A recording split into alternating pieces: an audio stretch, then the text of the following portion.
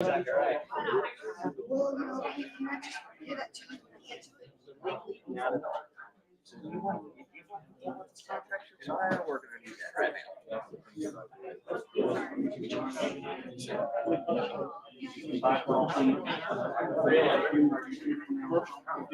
everyone that just came in. Please take a picture of this so you can have a copy of the presentation, please.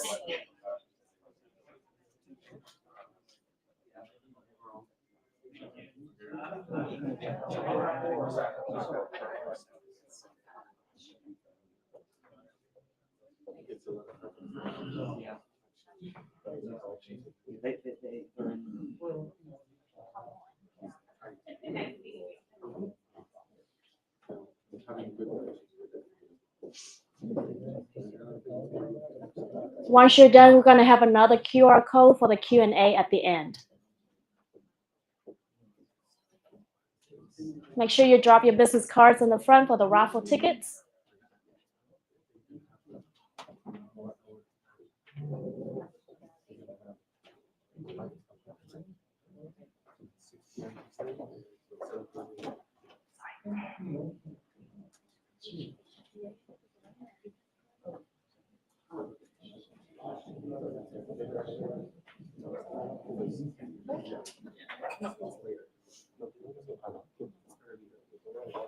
Live stream's good. Okay.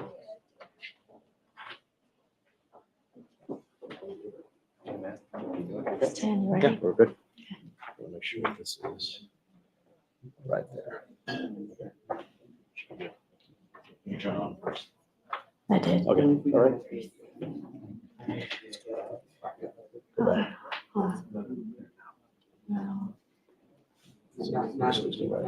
You have a clicker here. So this is your clicker. This is your pointer. So you hold that down. Okay? Yeah. And then here is the QR code for the Q&A. Please hold all questions to the end. So after we finish the presentation, we're going to go through this, and then we're going to start answering questions. Okay. So later on, lunch, we'll have lunch served around noon.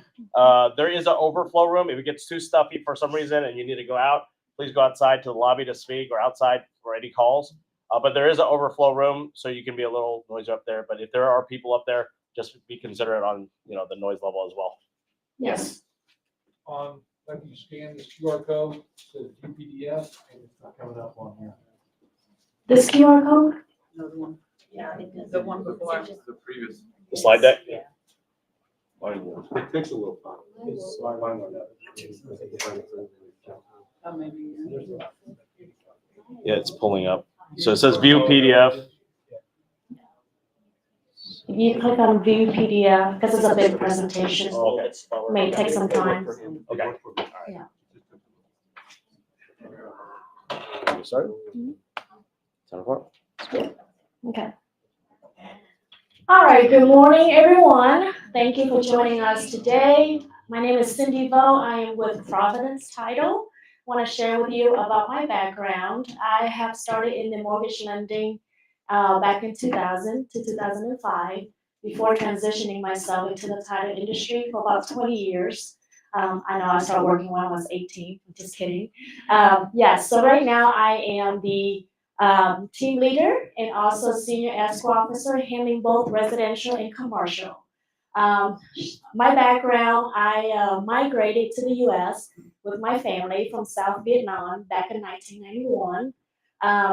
We have been going through a lot of struggles in the very beginning, but that never stopped me from learning. So my passion has always been giving back to the communities, especially the minorities communities, as well as adding values to the real estate professionals' lives by providing educational purposes. Passion, again, is always about helping others, and I'm sure, that's all of us, right? So again, I just want to share with you a little bit about our commercial boot camp. I know that whenever you go to Champion School and get your real estate license and classes, it's always on residential, right? So there's not a lot of opportunities to learn on the commercial side. Excuse me, my allergy. So we came up with this. We call it the Commercial Bootcamp. The purpose of today's classes is to share with you all general and basic information in the commercial world. And then starting next month is when we're gonna start have workshops. If you look at the presentation or the flyer, you will see what topics we're gonna be discussing for that month. We're gonna have an in-person class here, and then we're gonna take everyone on a site tour. So it's going on from now till the end of the year. Okay, it's very excited. And of course, I can't do this without all of our wonderful partners. Please help me give a hand to Panda, Daniel Ng, and Kevin Wong with Big Partners Network. They have been helping us so much with all the coordination and setting up the places. And he stayed up here probably midnight till last night printing out your labels and name tags. And also, we never sleep, right? So why I just get home and try to met up and take a sleep and so we can present today. But also I would like to introduce our guest speakers. I want to do it the right way, so I'm going to read out their short bio so you understand who we have. So hold on one second for me. So while she's doing that, I want to get a raise of hands of who's done a commercial deal before. All right, and who wants to be more resi-mercial, try to get into that field of understanding. And I'm guessing that's why a lot of people are here to learn more. So I think the main thing for having these classes is just to make sure there's knowledge given in the field, so you guys can vet your clients and work with a commercial practitioner in the future. So that's why Cindy's doing these classes, and she has the whole month, like the whole year planned out. Whole year planned out, all year long. So I would like to introduce the first guest speaker. And of course, right now it's just all introduction, and then we have the whole agenda. He has been in the banking industry for about 13 years. He drove about an hour and a half here today for the presentation. He is our go-to commercial lender. He does a lot of SBAs, commercial lending, and also the residential side as well. He is a bachelor, and please give him, I mean, a bachelor degree. So excuse my English. My English may not be perfect, but you get the perfect heart and a perfect soul right here. He has a bachelor degree. He's married. Please help me welcome Mr. Brett Mariani with Citizens Bank.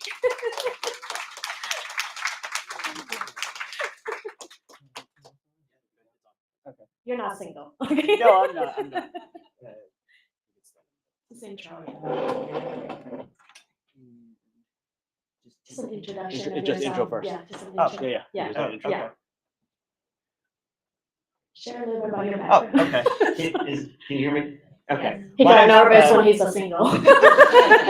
Yes, you kind of caught me off guard there. Well, my name is Brett Mariani. I'm originally from Dallas, Texas.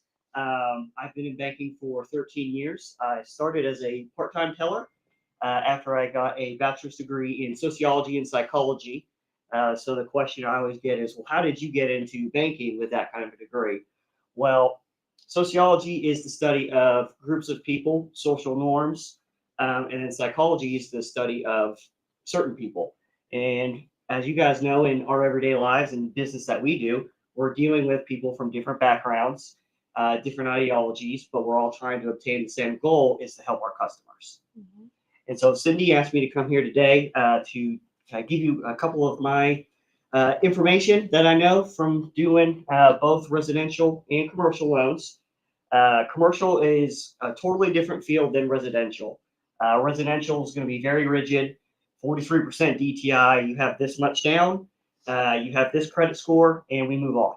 Mm-hmm. Commercial is a lot different. There's a lot more room for error. There's a lot more room for decision making for deals that might not always fit a box. There's always maybe a way to get it done. So be creative. Yes, exactly. So I'll be showing you guys a lot of basic information today. What I would like to do is equip you with how a banker is going to look at certain transactions. So if you've been in this field for a while, some of this might sound a little bit redundant, but I just want to give you some basic information of, okay, I have this customer, he's looking to purchase this kind of a property. What does he need to have? So, because what I want to do is equip you to save you guys time. The time's our most valuable thing. I want you guys to be able to teach your customers, hey, you're looking at this, here's what we need to be prepared for, and you kind of help them through that process. Okay, thank you, Brett. Please give him a hand. I'll make sure I use the right word next time. I make him nervous.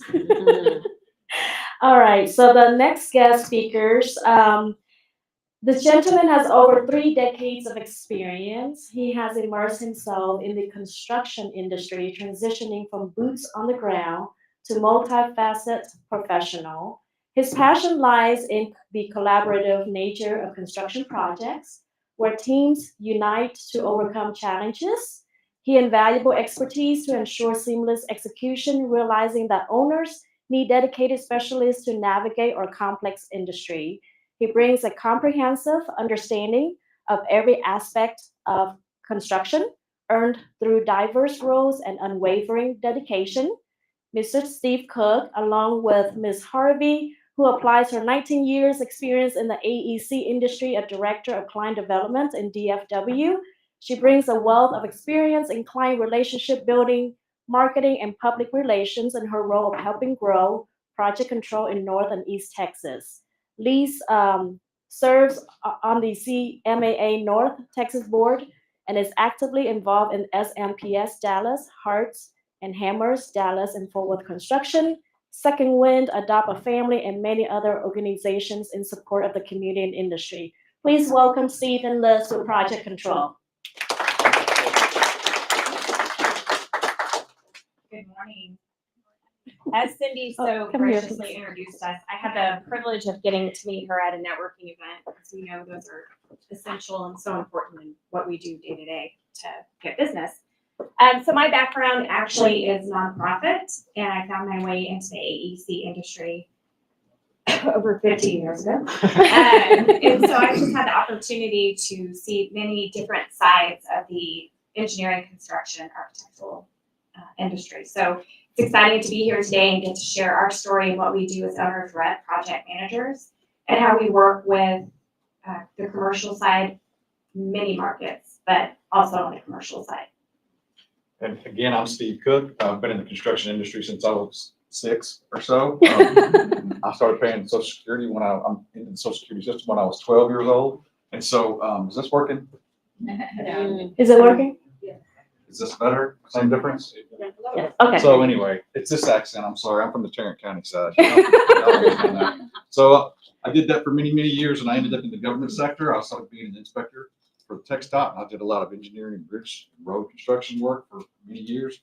That's how I got my education.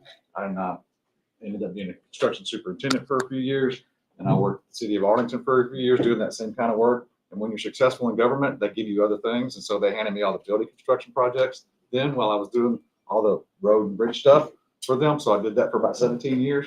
And I just left an 8-year stint at the city of Fort Worth, doing all their building construction and all the building maintenance. We had 290 buildings that I maintained.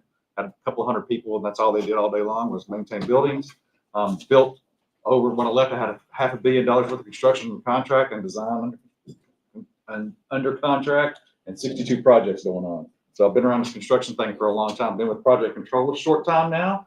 But it feels longer. But it feels like 100 years because of Liz. No, but they stuck me with Liz. I mean, they gave me Liz to help me do this building, this business development stuff. And so we've already secured some projects. We have a ton of work in the higher education. We have a ton of work in the hospital sector and in the medical sector. And so we want to be your expert. We want to be the guys that help you have answers when you don't know. That's what we do for people like colleges. They're brilliant people, but they don't know how to build a building. And so that's what we're here for. And anybody else that has that same kind of issue. As Cindy shared, we'll just give a high level overview later this afternoon. Yes, absolutely. Thank you so much. Please give them a hand. Last but not least, this gentleman has been in the business for over 3 decades. I know it sounds kind of bad, but he's not that old. In the insurance industry to help customers secure their financial needs.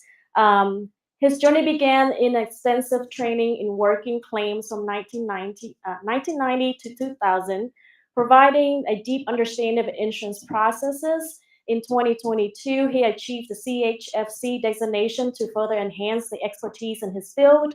And his commitment to the business has earned the recognition, including the State Farm Silver Squirrel Award and Ambassador Travel.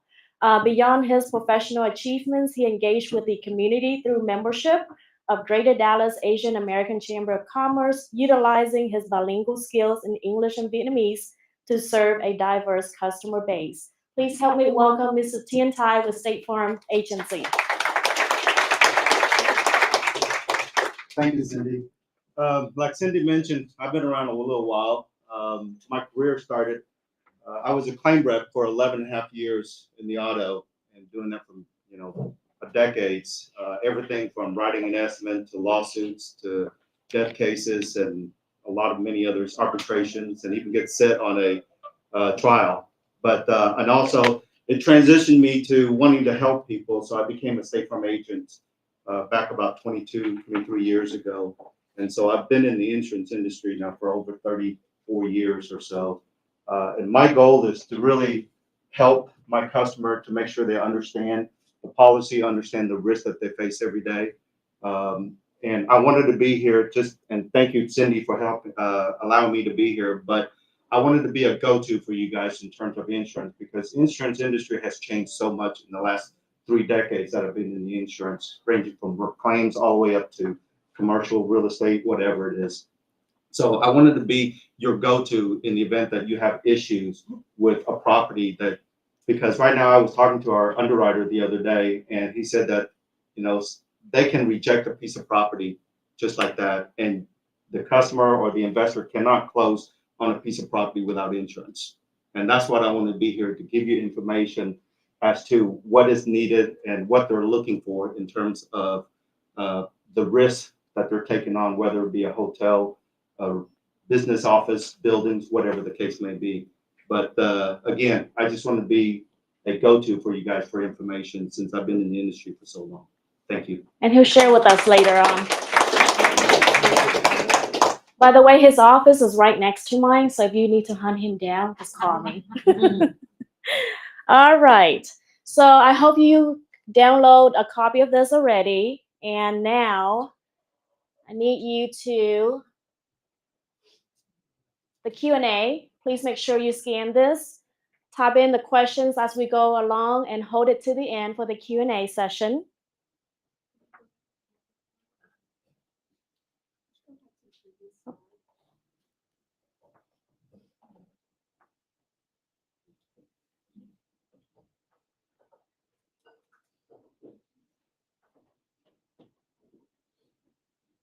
Let me know when you're done and I'll skip to the next one.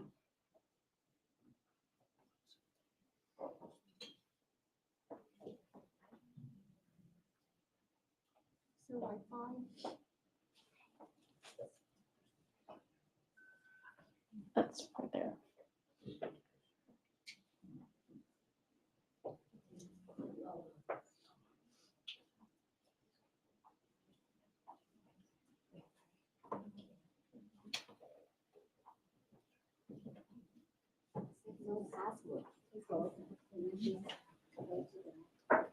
Okay, here's the Q&A again, and then we can start.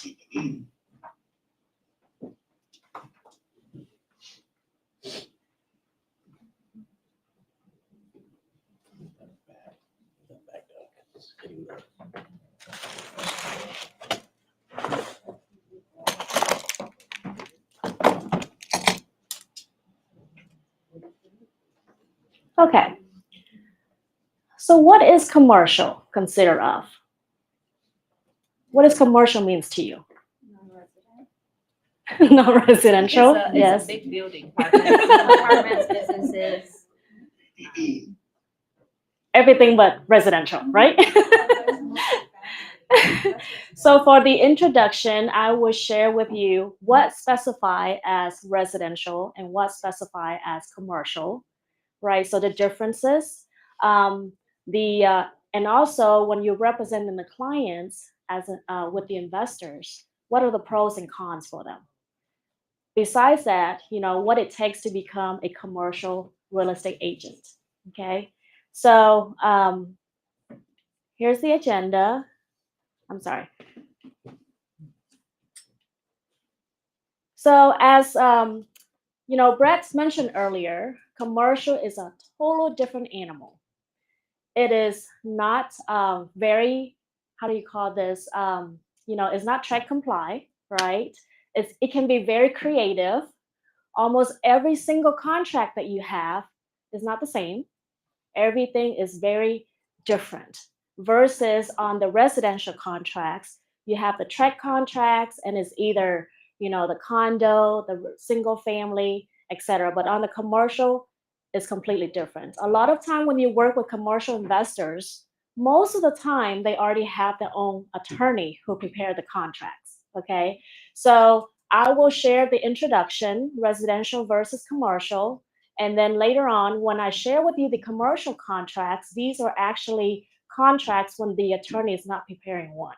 Okay, so what consider as residential real estate? Okay, those are single family homes and 1 to 4 unit rental residences, condos, duplexes, and quadruplexes. Raw land. This can be very creating, right? Any real property that has improvements designed principally for the occupancy of 1 to 4 families, including individual units of condominiums and cooperatives, and is in a platted subdivision of records. What does that mean? The legal description is going to be Lot A, Block 20 of ABC subdivisions, right? That's the legal description. That's when you put on the contract. So that is in a platted subdivision. It's 5 acres or less, or more than 5 acres, but not, if it's more than 5 acres, but less than 200 acres and used for agricultural production. Those land are considered as residential land. Okay. Lease to families and individuals. Lower cost of entry, decreased tenant turnover, more lenient zoning laws, larger buyer and rental pool, performs better in economic crisis, give investors a more active role in the property because it's more hands-on management, real estate value based on comps from the neighboring houses. Okay, so these are the residential that most of you have experience with already. Now it comes to commercial. The list is longer, right? So what are the commercial real estate? There are at least 8 different categories. And all these categories that you're seeing right here, these are what we're going to start doing at the workshop starting next month, right? So after the class, we'll show you all the agendas for the classes starting next month until December.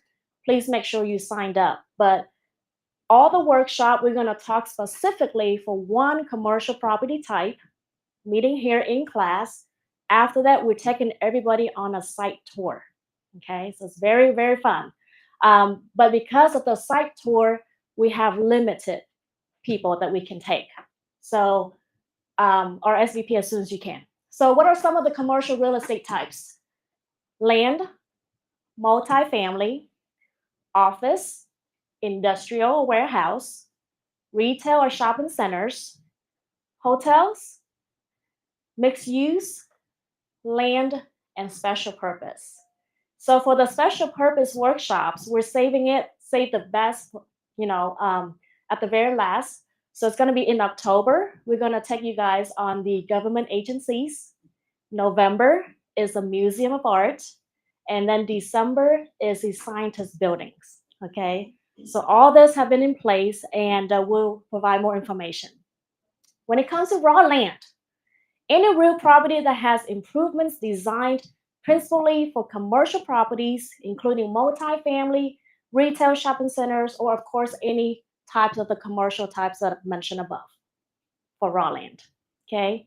Lease to businesses, not individuals anymore. Higher returns, higher investments, right?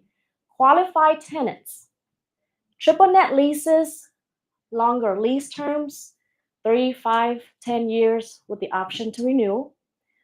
Easier to increase value because it's commercial. Give investors a much wider range of potential investment opportunities. Real estate value based on its cash flow or how much income it can produce, not the comps of the surrounding properties. Okay, so that's the difference. So just like when you work with your clients on the residential side, when they go get a loan, it's looking at their credit scores, their income, right, tax returns. On the commercial side, most of the time they are looking at the cash flow. So NOI, net of income. So it's a completely different, right? Very different. Again, if you have any questions, please write down the questions and we'll answer at the end. I know there's going to be a lot of information covered today. Okay. So you as a real estate agent, what are the differences between commercial and residential, right? First of all, is the education and training. Because remember, when you're dealing with residential clients, bless you, when you deal with residential clients, they're homeowners. Most of the time are first-time home buyers. There's a lot of emotional involved, right? But when you're dealing with commercial clients, most of your clients are either expertise already, they're business owners. So you have to make sure that you have enough knowledge, right, and information to provide to them because you want them to look at you as, oh, you are a professional commercial agent, right? And you know what you're doing. Like I'm on the title side, so every time I walk into a closing, I gotta make sure who I'm closing, right? If I close someone that is, you know, maybe the hairstylist or a business owner, I gotta change the way that I explain closing docs to them, right? Because if I walk in and I close an attorney or you know how attorneys are, just kidding. I have to make sure I provide more than enough information because I've learned that the one that asks questions in a conversation is the one that's controlling that conversation, right? But on the other hand, when I close someone that, you know, their level of education may not be that high, if I feed them with too much information, I'm going to overwhelm them because all they want to know is the closing costs, the interest rate, how much am I paying, when am I paying? On the residential, right? So again, you have to prepare yourself with education and training. You know, right here it says that regardless of whether they are involved in commercial or residential, commercial real estate agents should have a college degree in either business or finance. Should, you don't have to. I have no degree and I'm still fine. I'm just kidding. Of finance to better understanding the financial concepts of the deals they will encounter and undergo more mentorship training before entering the field. This is why we are here. We are providing you all the education pieces so you can, we call it resi-martial, right? Transitioning from a residential to commercial. Let me back up a little bit. In the commercial world, there's different terminologies in a way. I'm entitled, so I only handle anything with real estate related, right? So to me, commercial is like commercial properties and all that stuff. But then in the real estate world, commercial could have another meaning, which is you're handling a lot of leases, business owners, tenants, right? But again, in the title industry, anything that doesn't have real estate, we don't insure. So, bless you. So again, okay, so property types, you have to have a clear distinction between these two types as a real estate agent. You got to understand, again, when it comes to raw land, back to what I shared earlier, you have to know if it's considered as residential or commercial, right? The zoning, all that stuff. Earnings, of course. If you represent a commercial transactions, it's getting more paid, right? So, and then of course your clients, as I mentioned earlier, due to economics, factors can be different, right? You have to prepare yourself of who you're dealing with and also your clients too. They could be residential investors and now transitioning to become a commercial investors. So you have to also feed them information and make sure they are aware of the economics, right? Work life. The work life of commercial real estate agent versus residential agents. Residential agents work how many hours a week? 80, not 9 to 5, right? So a lot of times, because you're dealing with most of the time, first time home buyers, right? You have to be there for them all the time because they're going to have a lot of questions, bless their hearts, right? But that require you to put in a lot of your hours. Versus commercial, 9 to 5 or maybe 9 to 3 if you feel like it. I'm just kidding. But on the serious note, the commercial only requires you less hand holding, right? So that means is less hours of work to put in.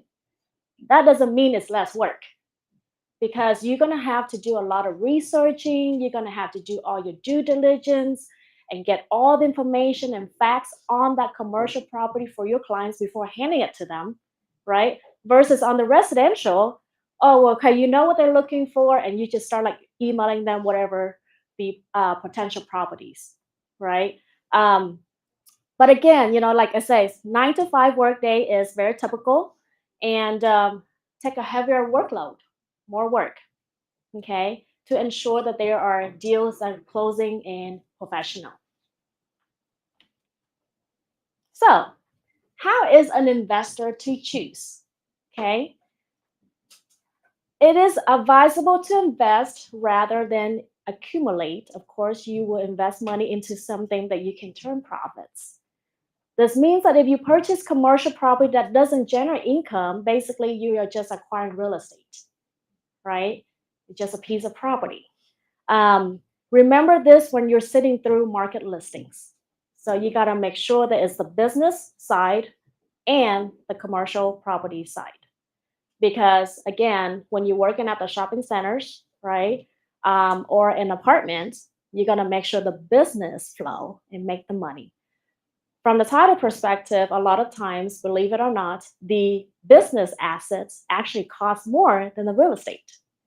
Like a gas station. If a gas station doesn't have the gas, or the convenience store right there, it doesn't worth anything. So if it's a $3 million gas station, probably 500 is real estate, and then the rest is $2.5 million are the business. And then it's also advisable to concentrate on one type of investment at a time, right? This is for your investors, especially if you work with new investors, right? You need to make sure they understand that don't just buy an apartment here and a gas station there and a shopping over there, ask them what they need and what they're looking for in the future, because this is all investments and all investments has risk, right? But educate them. Okay, well, Cindy, what are you looking for when you want to invest into a commercial, right? Why versus a bunch of residential rental properties and a commercial? I personally don't like to rent houses because I don't like to deal with tenants, right? And for me, especially, look back at the pandemic time. You cannot kick tenants out from your rental homes, right? During that time. But the business owners get assistance from the SBA, Small Business Administration. So, and then for the commercial buildings, basically you just need to worry about the foundation, the floors, the roof, the structure, and they pretty much have to take care of everything inside. Versus the residential tenants, if the faucet doesn't work, they'll call you. True, right? So yes. So again, as real estate agents, you need to be the go-to person for your clients by providing facts and information. And, if you don't know, that's okay. Just let them know that, you know what, I may not know the answer, but let me reach out to a professional commercial experts who are on my group, right? Or I have a whole team that can provide you all different fields. Okay, are we good? So now we know that we want to be a commercial agent. Not yet, right? There's still Well, 3 more hours to go. I'm just kidding. Okay. So with that being said, now you understand the differences between residential and commercial. You know what the investors are looking, the investment side. What is the first step after that? Before the contract, you got to make sure that your client is qualified for a loan, right? Let me tell you this from, I've been doing commercial for 20 years, and a lot of commercial banks, they don't even do what you call like a pre-qualification or pre-approval. Interesting, right? They will tell you, you know what? Get me the contract first, and then we'll start looking at the loan. Because why? Commercial will take longer to close, and they don't want to waste their time. However, my guy from Tyler, can you hear my Texan accent? I'm just kidding. But my guy from Tyler, he is so great because he would work with you and talk to your clients and find out what they're looking for, what they need, look at their financial, what type of properties they're planning to purchase. And then he would tell them, okay, well, this is the way to go, right? So again, please help me give a big welcome to Mr. Brett Mariani with Citizens Bank.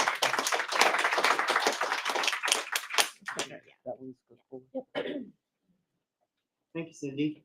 So I'm going to be teaching you guys today about commercial lending, and kind of like what you mentioned with residential, you're really looking at the client. What's their DTI? What's their ability to have the down payment? This is going to be different. When somebody brings me a file, I'm looking at the property first. Is that something we want in our portfolio? Is it going to be able to cash flow? Is it something that, it's got multiple tenants, and what kind of tenants are they? Is there an anchor tenant? Is it, shadowed by Walmart? There's a lot of different things that are going to factor into the value of these properties. And we're going to look at that first before we even start talking to the customer. Because what we have to do, unfortunately, is play devil's advocate. And if we get this property back, is it marketable for us to get rid of it? We're in the interest game, not in the real estate game. So you have different kinds of commercial loans, CRE, commercial real estate, and then under that is kind of different subtypes: owner occupied, non-owner occupied, land, development construction, ag, multifamily, and believe it or not, 1 to 4 family can be considered commercial. You have your SBA 504. Then you've got some non-real estate, equipment purchases, vehicle purchases, revolving lines of credit, and then your SBA 7A. So here's some things I'll discuss with you today, and shout out to the person who had the Escalade with the license plate CAPRATE. I got a good chuckle out of that. So as Cindy mentioned, NOI, it stands for net operating income. This is a calculation that measures the net profitability of the company or the project. Now, this does not include annual debt service.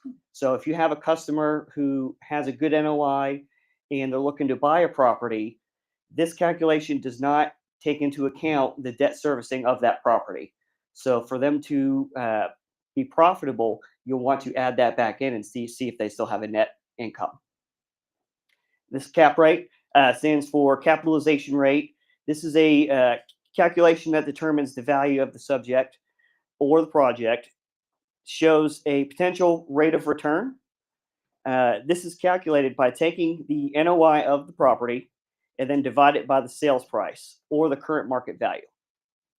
The cap rate, like I said, does not account for any borrowing needs of this project. So if you have somebody who is bringing a project that has a 6.75 cap rate, one thing you want to take into consideration is today's market.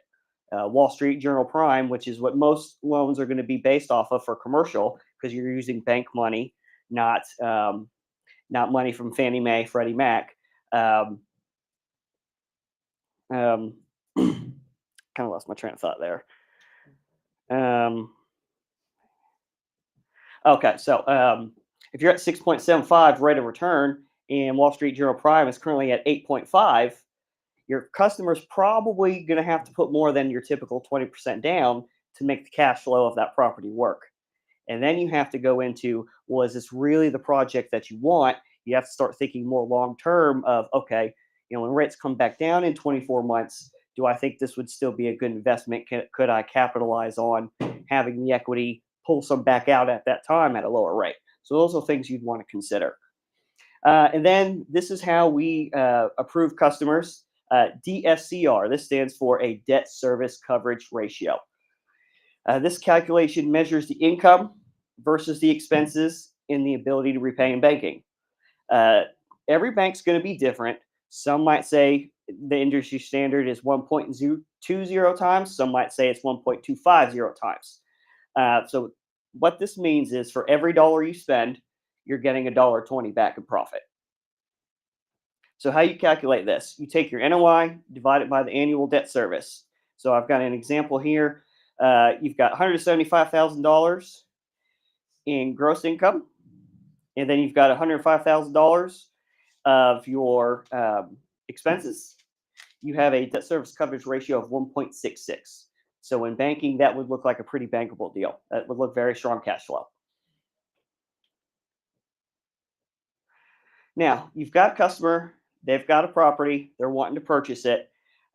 What are some things that you're going to need, they're going to have to bring a project to the bank for them to underwrite it? You have P&L, balance sheet, and pro forma. So a P&L is a profit and loss statement. This shows a detailed picture of the company's revenues minus the expenses running the business. This is gross income minus expenses equals net income. A balance sheet. This is the company's assets, liabilities, and net worth. What's a pro forma?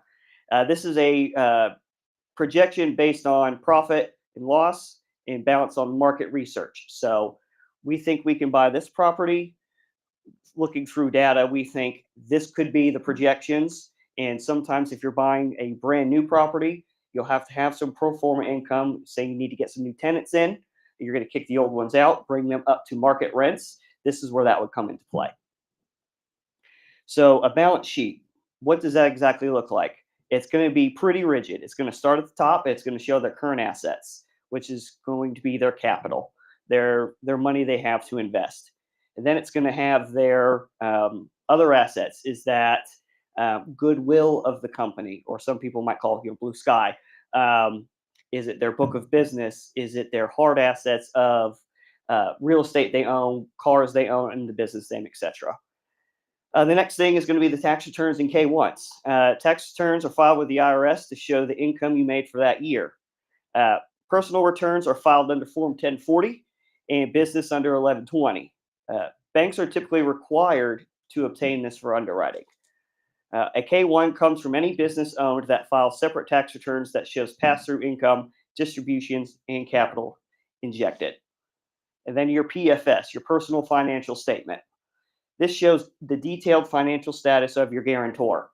It shows the total assets, liquidity, may show closely held businesses that are other than the one they're trying to obtain, personal assets, and real estate. Liabilities reported on this are matched to the credit report that the bank is going to pull. And this will give us a detailed position of our potential guarantor. Customers with strong liquidity are typically deemed stronger borrowers because they can weather economic storms. They have capital injections to be able to have any kind of shortfalls. Maybe they lose, 30% of their tenants. We saw this a lot with COVID. A lot of the mom and pop joints who required people coming in and out of their businesses, they could no longer make the rent. If those people go away, now your property has a shortfall in cash flow, you're going to have to make a call on your guarantor to make the payment so they don't default. Okay, so we're going to look at owner-occupied here. There's going to be a little bit different requirements. So what makes a property owner-occupied? It has to make up at least 51% of the gross leasable area. So you can have a building, maybe it's an office building, you've got 2 offices. As long as your proposed borrower is inhabiting 51%, you can call that owner occupied. The minimum DSCR for that's going to be 120. This is typically going to be a recourse loan requiring a personal guarantee. A lot of times you'll have 20% down required, depending on the property. The good thing about owner occupied is you can actually go less than that. You can do 15%. Sometimes you can even do 10%. The reason for that is a lot of what the bank does is based off of risk. So if this is their primary source of income, this is where they're doing their daily business every day, they are less likely to default on this, meaning we don't require as much capital injection. Typical loan terms, you're going to see 5 years. A lot of times you're going to see the 25-year amortization, again, based off of the less risk for owner occupied.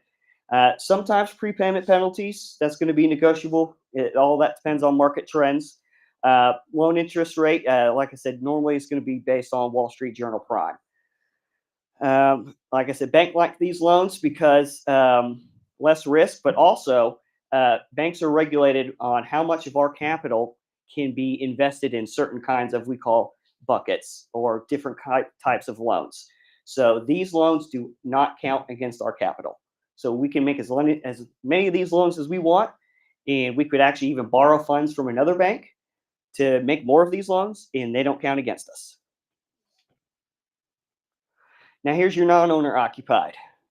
This one's typically going to require 20% down. Minimum standalone debt service coverage ratio for the project is going to be 1.20 times. Non-recourse, this means we're not getting a guarantor who is going to promise to make a capital injection in case there's a shortfall. This is going to require more equity down up front to mitigate that risk. So that's going to take at least 35 and 40% down, and the property have a strong debt service coverage ratio on its own. Minimum credit score 650. Typical loan terms, 5 years. Unless it's a brand new property, you're probably only going to see a 20-year amortization for a property like this. Prepayment penalties negotiable.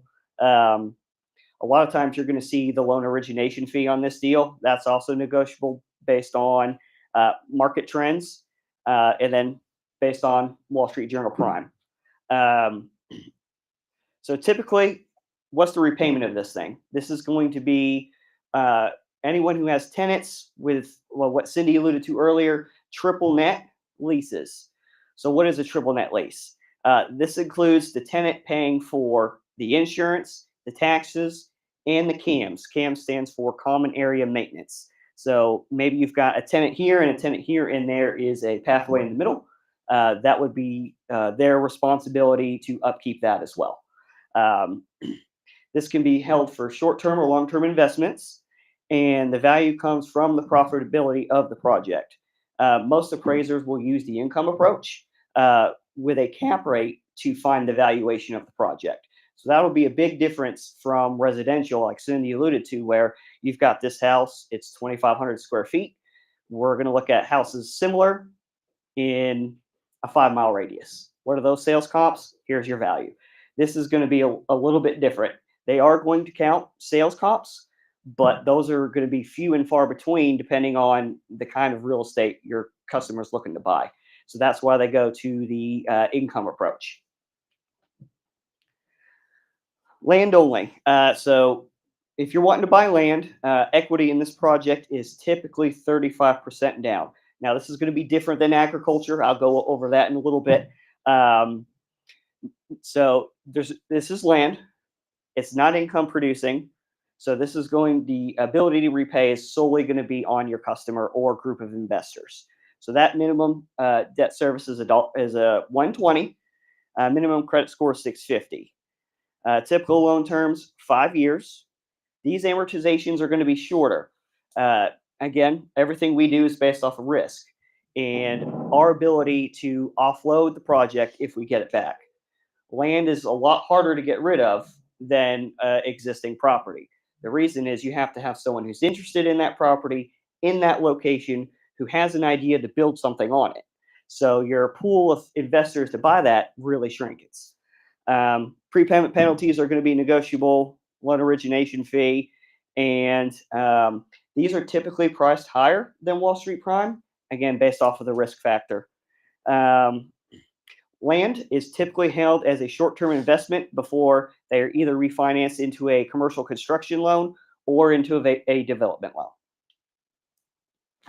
And so here's agricultural land. So what's different? Like Cindy alluded to, this is going to be based on the acreage of the property. So with ag, this is only going to require 20% down because your customer is going to be timbering this property, farming this for crops, what have you. So it's going to be part of their income. They need it. So that's why only 20% down. So you can go to USDA. If they have money still available, they can do 100% financing for this. Their minimum and our minimum is going to be a DSCR of 120. Subject must be under an ag exemption. And then the borrower must be a full-time farmer or rancher. How do you figure that out? We're going to get their tax returns. Their income from farming or ranching is going to flow through their Schedule F, F for farming. That's how you would know if they're really a farmer or not. Typical terms, 5 years, 30-year amortization. A lot of times they will buy this land, they will till it, timber it, what have you, and then they'll eventually move on it. So 30 years. Prepayment penalties, don't normally see them on here, but in the banking world, if you can get it and protect your asset, get it. Loan origination fee, and this is going to be based on Wall Street Journal Prime, or if you go to USDA, they're going to use something called SOFR. So borrowers who need this project will typically go through USDA, which is government-based. They're able to offer better terms. And payments are usually on an annual basis.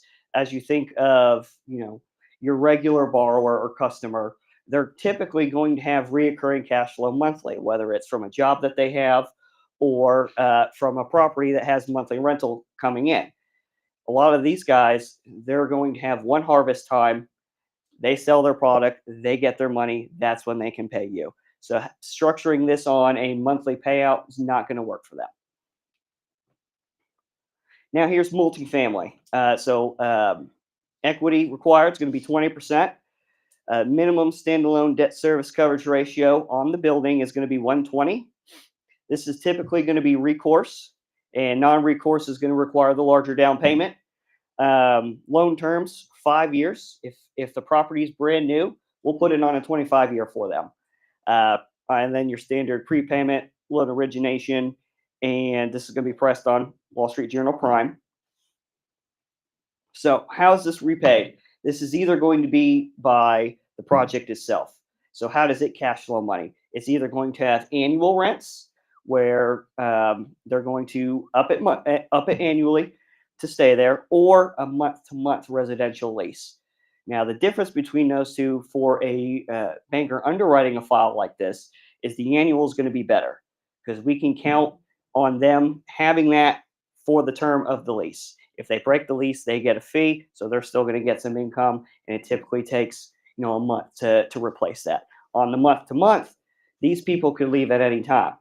So you can't count on the cash flow there as good as on the annual. And then the value is going to come from the profitability of the subject. So what makes it multifamily? It has to consist of at least 5 or more units. So 1 to 4 family residential, 5 units or more is going to be counted as multifamily. The question comes up of, okay, well, what if I've got a project that has 1 legal description, but it's got 4 duplexes on it? Well, those seem like they're 1 to 4. Since it's on 1 legal, that is actually going to be multifamily. That has 6 units. So that's something you'll want to take into consideration when you're looking at a property like that.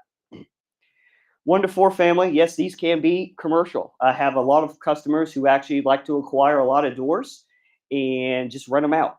The reason for that being is 1 to 4 family is very economical when there's an economic downturn. Everybody's got to live somewhere, right? And take now, for instance, Fannie Mae rates are 7.5%. That's double from 2 years ago. That kicks out a lot of people who would normally qualify to purchase their own home. So now they need to rent until they can qualify. Equity is going to be 20% now, or you can actually take these things Fannie Mae if they're held in a personal name. If they're held under an LLC or a series LLC, Fannie Mae is not going to accept that. But you could go up to a longer amortization with Fannie Mae, but it's going to take 25% down. 650 is going to be the minimum, but Fannie Mae is going to be very strict on these things, kind of based off of what I said earlier, the risk factor. They deal in people's homes. This is not their home, so if they have hard times, they're going to let this go back to the bank first. So for in-house, you're going to have a 5-year term up to a 25-year amortization, and Fannie Mae is actually going to be able to offer you the 30, which would help you with your cash flow. This is not typically subject to prepayment penalties. Now, Fannie Mae, how do you know what your interest rate is? They're going to lock it based off of current market at that time. You can lock it 30 days, 45 days, 60 days, depending on what your risk appetite is and what you think the market's going to do. How is this repaid? Annual rents or month-to-month residential leases. So what does this look like? Typically, from the 13 years I've been doing business, if somebody has a SFR and their net operating income is going to be pretty close to 65% of their gross rents. I can almost guarantee you that. I've seen this a million times. The value comes from the profitability of the subject, the income approach, but also comp sales, because it can be sold as a home. And there are like homes within a 5-mile radius that they would use for comps as well. So you're going to have a blended valuation. SBA 504, these go under the 50-40-10 rule. So what does that mean? The bank is going to partner with a CDC who is going to help you with your SBA portion of the loan. So the bank is going to hold 50% of the note. The SBA is going to hold 40% of the note. They're going to have a second lien on the property. And then you're going to inject 10 in. That's how you get to your 100% of your construction price or purchase price, what have you. Like I said, we will partner with SBA for the second lien of the 40%. And this can go up to 25 years.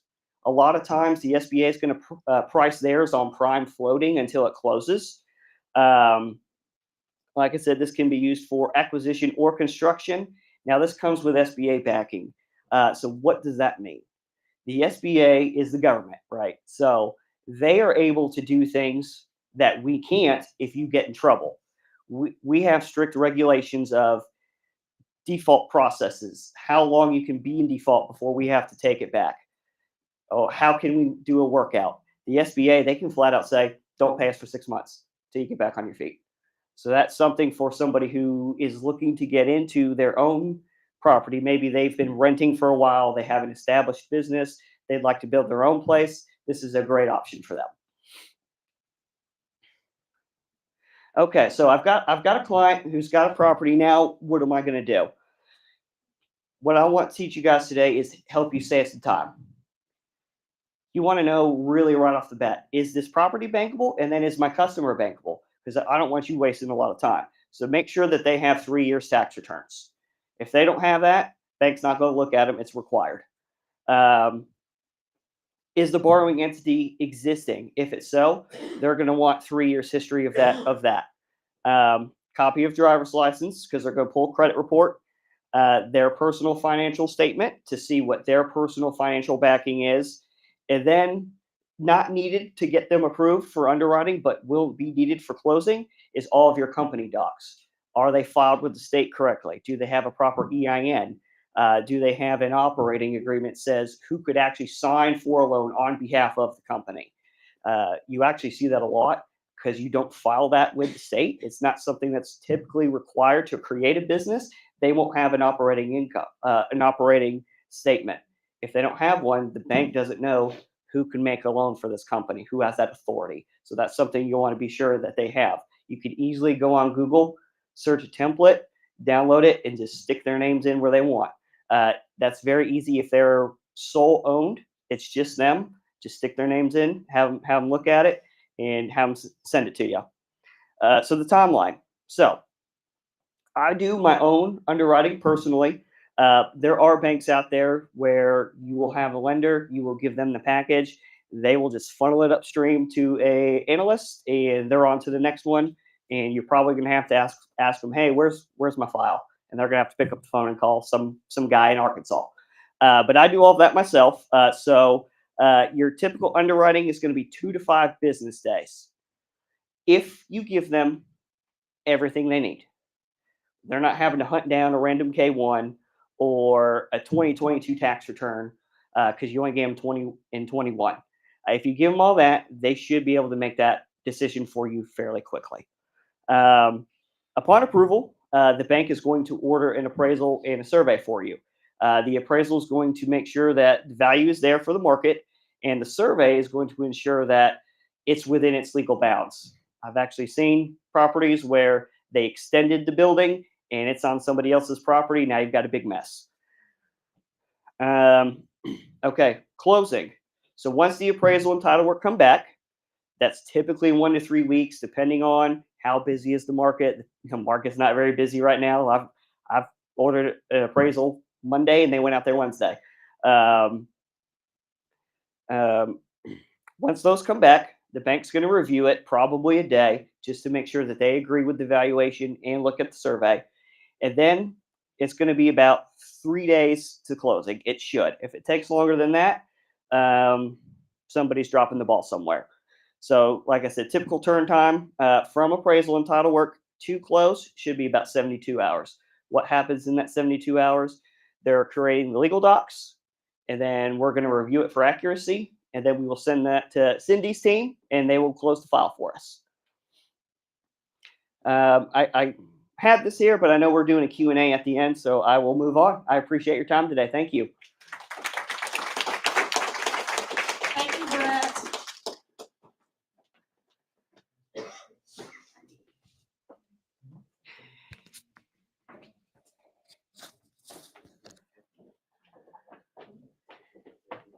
So now you're a loan expert, right? Okay. So thank you, Brett, again for a wonderful presentation. We will have all his contact information, so you can reach out to him if you ever have any potential clients, and he can run through all the numbers and help you. Another amazing thing about Brett is sometimes if you're stuck on a property, because again, commercial is not like residential where you can run the CMA, right? So I kind of, cheat, and I was like, hey, Brett, well, we got this property and, it's commercial, so we don't even know what the comps are. But for the bank's perspective, what do you think this worth, right? So he will run the comps and all that stuff, and then he'll give us like the comps. So there you go. So keep that in mind too. All right, next up. So now you have the loan approval. What is the next step to do is to get an offer contract, right? In the commercial world, again, it's different. Residential, you put in an offer contract and you send it over, and whether it be accepted or not, yay or nay, right? Commercial, a lot of you will be dealing with what is called an LOI, letter of intent. So it's almost like a offer contract, okay? You get an LOI, but again, it could be the attorney that draw this up. If they don't have an attorney, then, most of the time the seller can have an LOI, but kind of back and forth, finalize the LOI before you put in the contract. So a lot of the terms on the contract have already been agreed, okay? Not just to waste time, because the process of closing could be, very long. So just FYI, don't be surprised if the seller's like, hey, I need an LOI for you, right? So they look at the LOI and then they come back and they say, we're interested, let's work on other terms, okay? But like I say, if you have the attorney that prepared the contract, then you don't have to worry about that. But otherwise, if you want to use the contract, then it could be the Texas Realtors forms or the NACCAR contract that you can use. I'm going to go over with you the contracts for the improved property, and I'm going to share with you, if you represent buyer or seller, what are the terms on here that you should put? Or if, something that you need to look for to protecting and representing your clients well, okay? So here's a contract. Sellers, so the parties, of course, seller and buyers info. Most of the time, bless you, most of the times, because it's commercial, you are not dealing with individuals' names. It's gonna be corporation or LLC, right? And if you represent the buyer, every commercial property that they purchase will likely end up in an LLC or corporation. So the contract could be Cindy Vo and or assigns, right?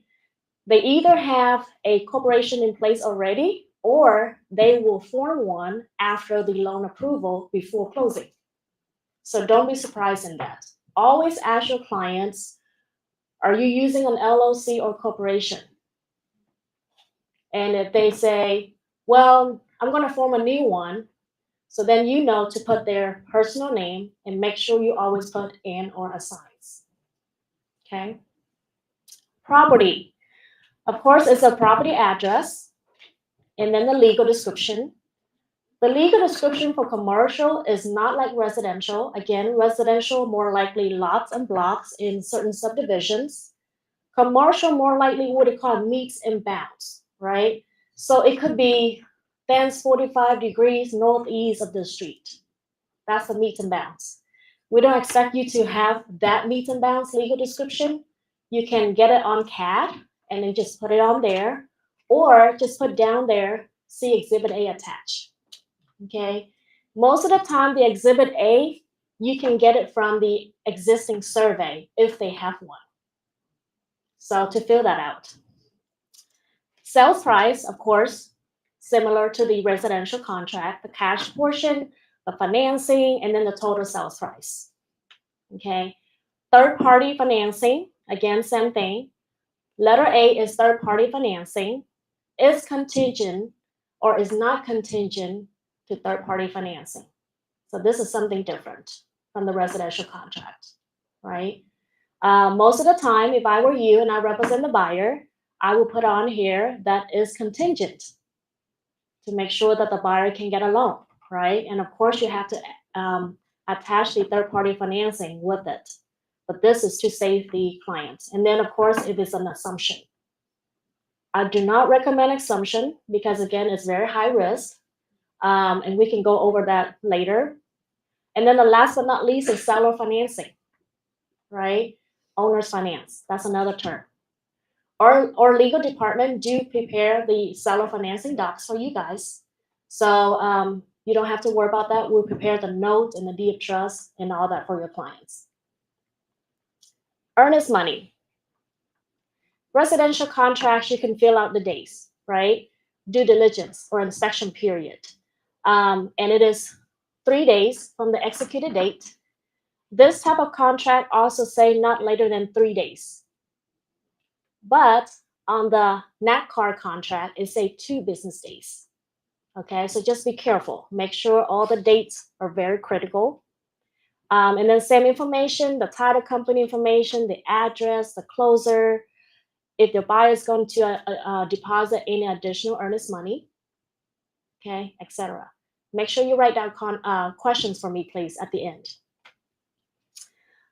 Next section, 6, title insurance, title policy. On the residential contract track, you can check either buyer or seller, right? And so it has the boxes for you. This one is automatically seller's success. Okay, now, can the buyer pay for it? Of course, because everything on the contract is what? Negotiable. Okay, but a lot of times, if you represent the buyers, like, okay, I'm not gonna touch that part because I'm gonna have the seller pay for my buyers, right? So that's what it is. The seller will pay the owner's title policy for the buyers.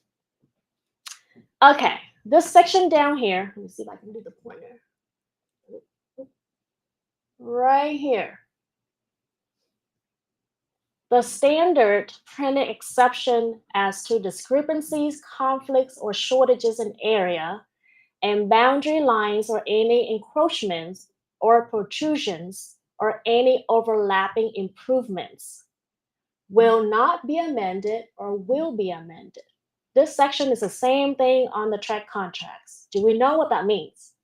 I know sometimes just check the box, but do we really know what that means? No, right? Okay. Yes. I think it's about the survey. Survey? Yeah, and sometimes if they have a discrepancy in the survey, is that sure? Yes. That- Yes.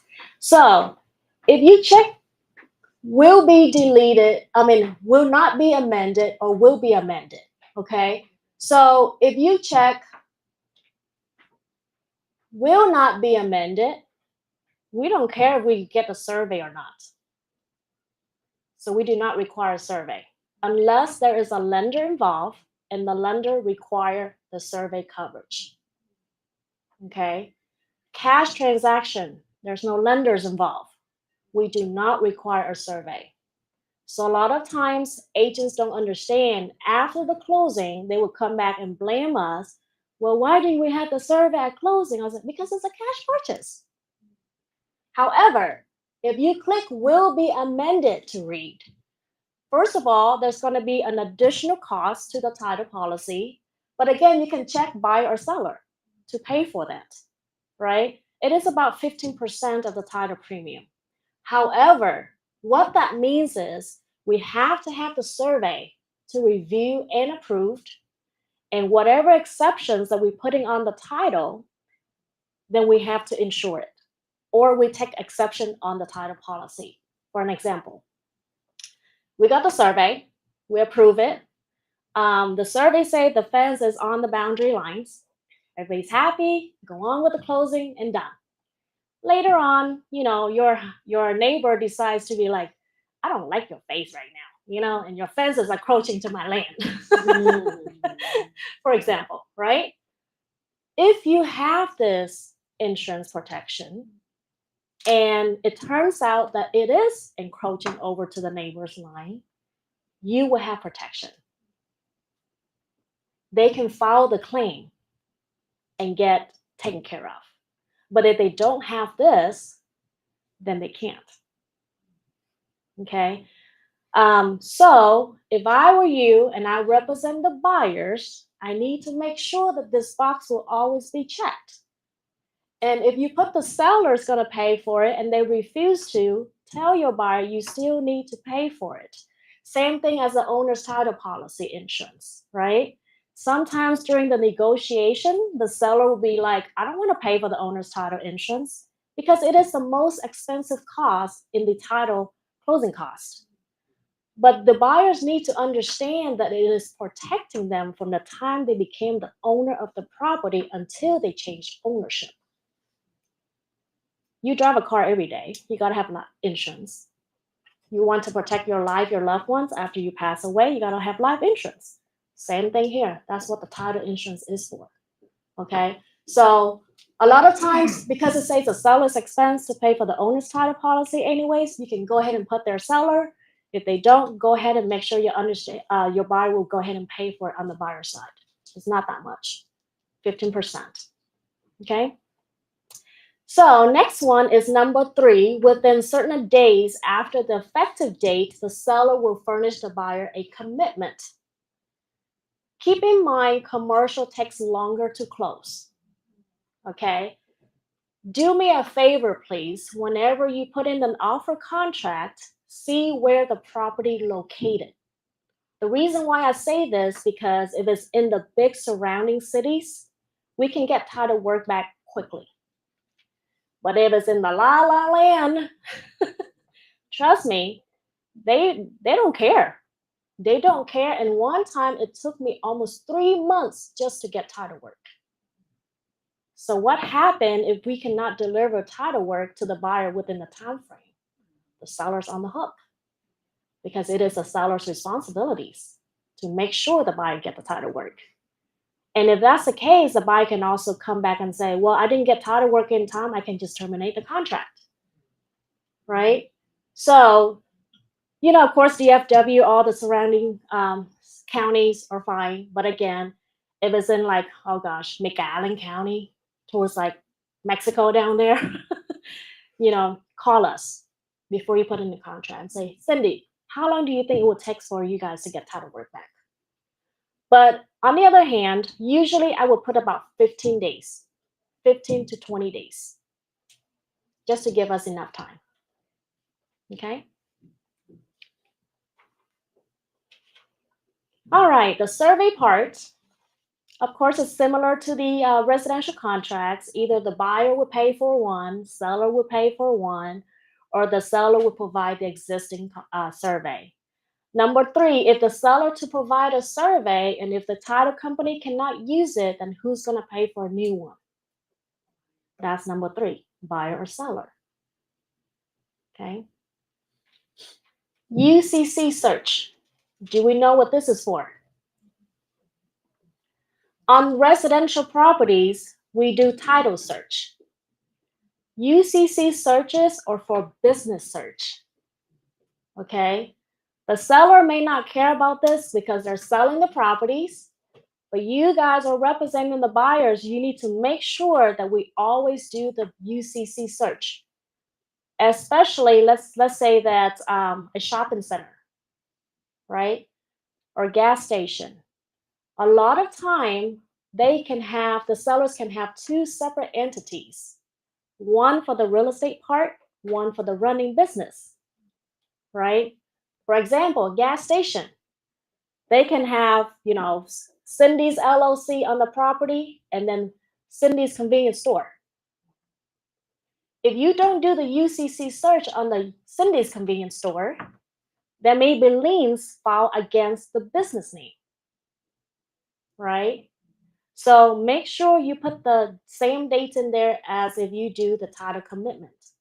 And then make sure that we have the business name because again, on the title side, we only insure real properties. So whatever show as a vested owners that what we do UCC search and title search. On the business, you have to provide us the information. Okay. All right. Or this buyer is not required to furnish a UCC search. That's up to them. But there's only $25 a name, it's worth it. Even if you're not handling the real estate commercial property sales and you're handling like the business sales only, do the UCC search just to make sure. Okay, Section D, buyer's objection to the commitment. Again, you can put 15, 20 days there. Basically, it's saying that after receiving the title work, which is what? The title commitment, all the restrictions, Schedule A and B, Schedule C's items, restrictions, building lines, all the plat information, and the survey, the buyer will have these many days to object, right? So it could say that, for example, the seller has an agreement with a neighbor to use the access road. Well, the buyer can come back and say, we need to make sure that we continue that agreement, otherwise we can object. Because what's the point of you buying a piece of land and you don't even have access? Because when the seller sells it to you, he's no longer the owner of the property, so that agreement is gone. Things like that. But again, keep in mind, this is where we do all the workshops so we can go very detailed in land construction development or shopping centers. Today is just very general and basic information. So don't miss the workshops. Okay. So then the next one is property condition. What is the present condition? Accepting the property as present, or there are things that they need to fix. Okay. Feasibility period. This is a commercial term, but it's the same thing as option period. Okay. You will hear feasibility period or due diligence period. It's the same thing as option period. So how many days does your buyer want to do the due diligence inspection? And if it's canceled, then how much is the seller getting? So that's like an option fee, right? If it's like, 15 days or so, then, after the termination, the earnest money could be like $30,000. If it's canceled, the seller can get like $500 back. That's where you're gonna put $500 right there. Okay. And then of course, they also have the feasibility period extension if you need to extend. A lot of times on the commercial side, if you want to extend the closing date, it's gonna be non-refundable additional earnest money. Okay.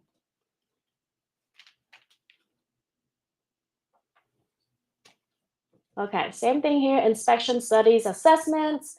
Let's go down to section D, property information. Okay. Residential contracts don't have this, right? But commercial does. There's a whole long list of what the sellers need to provide it to you during that time frame. If I were you and I represent the buyer, I need to make sure that the number of days right there could be like 5 to 7 days. Because you want to make sure you see all the financial docs, right? All the leases, all the tenants. Because for shopping centers, or let's say apartments, what if you don't look at this and the leases are ending like next year?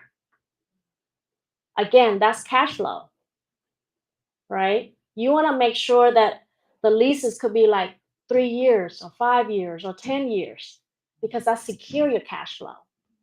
And the lender will also look at those numbers too, because again, it's always about cash flow and producing income. So make sure you check whatever apply to it. Okay, and then like tax returns too.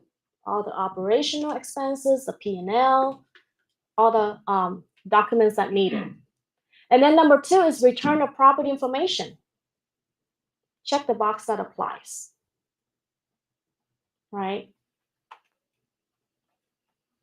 Leases. If there's any leases, make sure that you are aware, and the sellers need to provide those leases to you. I'm on number 8, by the way. Okay. Letter B, number 8, letter B, estoppel. What is estoppel certificates? Do we know? When the owner pretend is going to sell the property and the bank require all the statement from the tenant, right? Or something like. They No. need to show the financials. Right? Now, the estoppel certificates is when the building has tenants, right? But you gotta be careful with this part, and here's why. So basically, it's an agreement, it's a document stating that the tenants will continue to be the tenant after the property is sold. So here's a trick to this part, okay? You need to get the information before closing. But if you notify them way early before the closing, then you may scare them away, okay? But if you do too close to the closing, what if they don't sign? So that's kind of tricky, right? So it depends on the situation. Usually you can find out more information from the owners, from the existing sellers of, oh, well, they're nice, you know, they'll stay here anyways. And then that's fine, get it signed as soon as possible. Or, you know, nah, let's just wait to kind of the end because I don't want to scare my tenants away, which is true, right? Then you can wait till like, but I would say within 5 to 7 days before the closing. Talk to the bank and say, you know, let's say, hey, Brett, when are we planning to close? If Brett say next Friday, well, right now it's already Thursday, you better get it going. Because what if they refuse to sign? The deal is dead. Okay, so be creative, you know, work with the sellers and find out the tenants, who the tenants are. If they're nice like Cindy, then that's fine. I'm just kidding. Okay, brokers.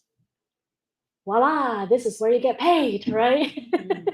So make sure, again, the terminology, you're not selling agent anymore. You are cooperating broker. Okay, here's the tricky part, okay? Of course, principal broker represents buyer, seller, or both. The commission, right here. Commission is right there. Be careful with this part, okay? If you represent the seller, cooperating broker get how many % commission on the sales price, okay? If you put that on there, do not put it on page 14, and I'll show you later. Okay. So usually put the commission split right there. So if you get like, 4%, half and half, then 2 and 2. The beautiful thing about commercial is you can even get paid 10%. No one cares, right? Because it's not as restricted as residential. And sometimes it could be 1% because of the values. I'm not going to pay you $500,000 commission. I'll just pay you 1% of $5 million, right? It's all negotiable. And if you say, you know what, Michelle, I'm going to bring you a buyer, you're going to pay me 4%. Or you're going to pay me 7 or 8% because I'm gathering all the paperwork for you, representing both sides, right? Again, it doesn't matter because it's commercial. So next one, the closing is, again, different from the residential contracts. You have either a specific date for the closing, or you can put in the number of days after the feasibility period. Depends on the type of transactions. It could be 30 days after, it could be 2 months, it could be 5 months.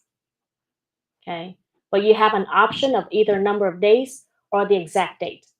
I mean, to me, it's like same difference, but it gives you options. Okay. C, at closing, the seller will execute and deliver to the buyer at seller's expense, general or special warranty deed. You don't have this on the residential contract. Because residential contracts is either a special warranty deed if it's the builder or a general warranty deeds. There are several types of warranty deeds. First of all, Texas does not acknowledge quitclaim deed. I hear this a lot, okay? No quitclaim deed. The only time that we take exception if it's been through a divorce. That's the only time that we may accept a quitclaim deed. Otherwise, general warranty deed or special warranty deeds. Okay. For commercial, most of the time you will see the box special warranty deed checked. Okay. What does special warranty deed means? And what does general warranty deed means? General warranty deeds mean basically, I am the seller, I'm signing this warranty deed, and I guarantee everything that I've, even from the last my 5 generation of ancestors, right? But this is commercial. This is commercial. So they would sign a special warranty deed, basically say, I am liable for the time that I am the owner until I'm selling this to your buyers. That's the difference. Okay. So commercial, most of the time will not be using general warranty deeds unless it's cash. Okay. So the deed at closing, seller's expense, there's a whole list. The buyer will pay certain things, and then the possession. Special provisions, of course, this is anything that is not on the contract already. If I were you, I would not fill out this section. Make sure either buyer or sellers fill out. Again, that sounds kind of almost ridiculous because you're representing the clients. So if I were you, and if I want to make sure I cover myself, have something in writing from your client say, Cindy, I need you to put this on the contract for me.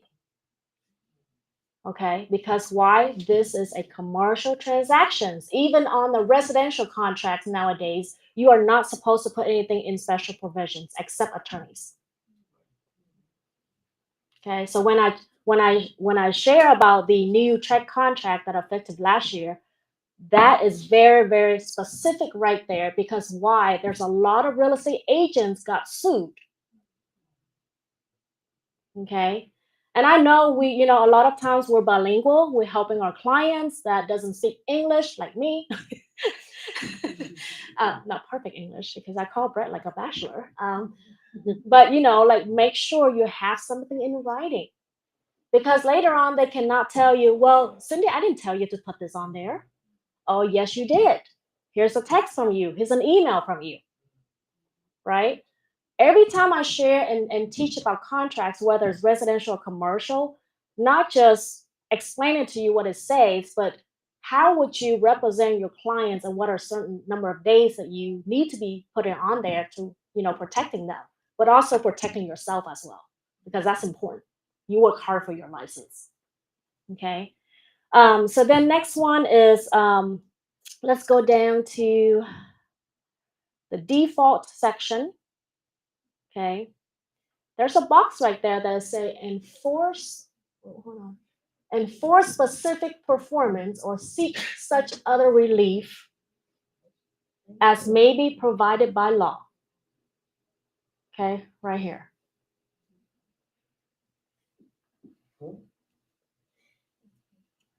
Okay, so make sure you check that box. Because when it comes to discrepancies between both parties, the law can step in and help.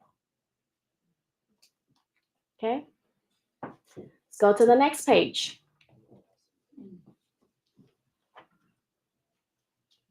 Okay, so material facts, of course, number 19, whether the seller is not aware of anything or if they are aware of certain things, it need to be disclosed. Under section 20 notices, seller and buyer consents to receive notices by emails, right? So check those boxes. Dispute resolution, agreements of the parties. Similar to the residential contracts, you would have a bunch of addendas that you need to attach to it that applies. Okay, so here's the, oops, I dropped my thing. Buyer may or may not assign the contract. This is very important because a lot of times property sales can go through a wholesale, right? You need to disclose that. But in the beginning, I show you as the buyer's name, you already have Cindy Vo and or assigns. So this box, just to be safe, also check buyer may assign. What that means is I can assign to my new company. I can assign to anybody else if I'm doing the wholesale, right? But if you check or the seller come back and say, you may not assign this contract, you as a wholesaler stuck. Then you have to do what is called a double closing. So you have to close the first transaction with your own funds, and then you turn around and you sell it to the end buyer. But if you do the assignments, you don't have to, okay? Because you can just charge an assignment fee. So we can talk about that at a different class, okay? So then again, contract as offer, there's a date on there that it needs to be signed by this date. Otherwise, the seller is not interested in talking any further about this offer. Gotta put that date on there. So usually, because again, we already have an LOI, most of the terms have already been agreeable, right? And today's Thursday, I can put on there, let's say Monday or Tuesday. Depends on how quickly the other side responds. Sometimes the listing broker will go on fishing half a day, right? So it takes longer for the contract to be executed. So put like a few days on there to like a week, just to make sure that it's still valid. And then of course the signature page. Okay. So remember I shared with you earlier about the commission, right? The principal and then the cooperating broker commission. If you put the cooperating broker, which is you representing the buyers, 3%, do not fill this out. Why? Let's say you put right here, another 3%. That means you represent the seller as a listing broker needs to pay the buyer's agent or the cooperating broker a total of 6%. One of the two only, please. You don't want to work for free, right? So one of the two places, either the blank on the other section or this page. But most of the time, you will need to use the other one because it has like your broker information, your licensing. Just make sure do not fill anything out here. Okay. And then, of course, the attorneys, if there's one, and then the receipt, escrow receipt. Now, one thing I want to point out, on the residential contract, the effective date is when? The last party signs, right? Commercial is different. Commercial, look right here, effective date is when the title company received the contract. So if both parties signed since last week and I don't get the contract to today, the effective date is to date. That's when the clock starts. Okay. Okay, so that is the improved property contract. I'm going to go over things that are different on the unimproved, which is for land, right? So when you look at right here under section B, adjustment to sales price, right here, you can see right there, it's giving you options that you may be able to change the sales price based on the acreage. So let's say that there's a piece of land in Seagoville for 13 acres, right? And the purchase price is $1 million. Well, after getting the survey or review and all that stuff, which the seller did not provide it before, now it came back that the buildable space is only 8 acres because the other 5 acres are what? Flood zone. Okay, so then you know what? $1 million for 13 acres is less than $100,000 per acre, but now you're paying more than $100,000 per acre. You can come back and you can renegotiate the price. Okay, or it could be the square footage of net area, total area, all this on here that you can choose. Or public roadways, right?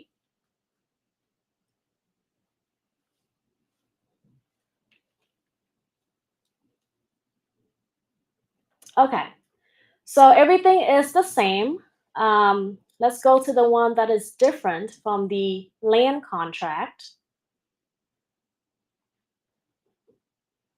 Same thing here. Most of the time, because it's land, you will not have the estoppel because there's no building on there. There's no tenants.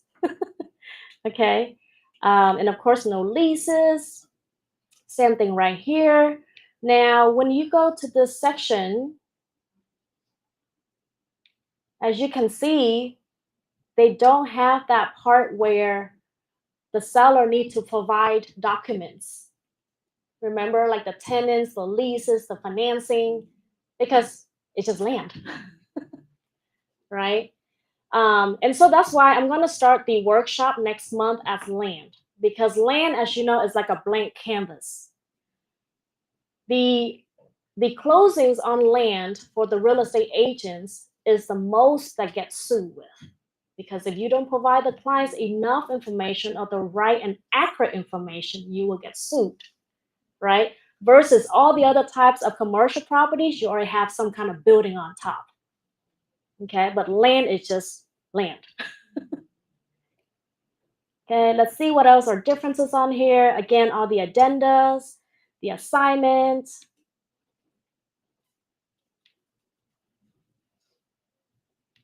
So that's pretty much it on the unimprovement contracts. Now it comes to the financing, third-party financing addendum.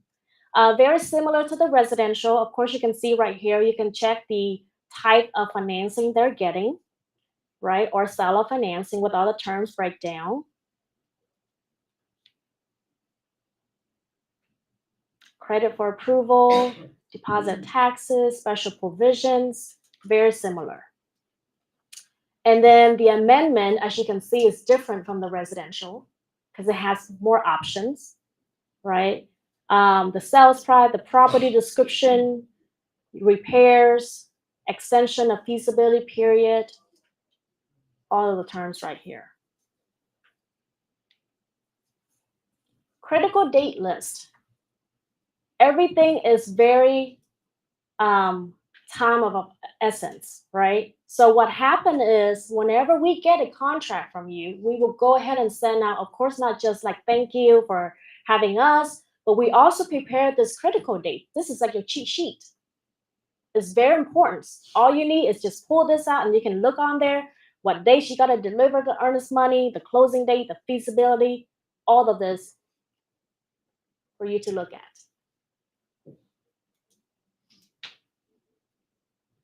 Okay.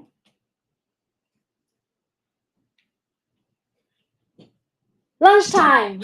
Or is it lunchtime yet? What time is it? Is it lunch? 11:40. 11:40. Okay. Well, we cannot make this possible without our lunch sponsors, State Farm and Citizens Bank. So please take a break, the restroom break and all that. And I think we have lunch back already. All lunches and drinks are out there. Please help yourself, and then we'll come back for the other half. Thank you so much. Make sure you write down questions. Amazing, thank you. Thank you. I guess I passed. Yes, absolutely. Flying colors.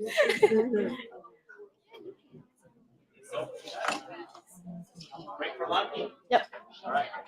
So if anyone has to leave for some reason, if you can drop off your name badges, because we're gonna reuse the plastics. So try to be, recycling. Yeah, recycling. All right.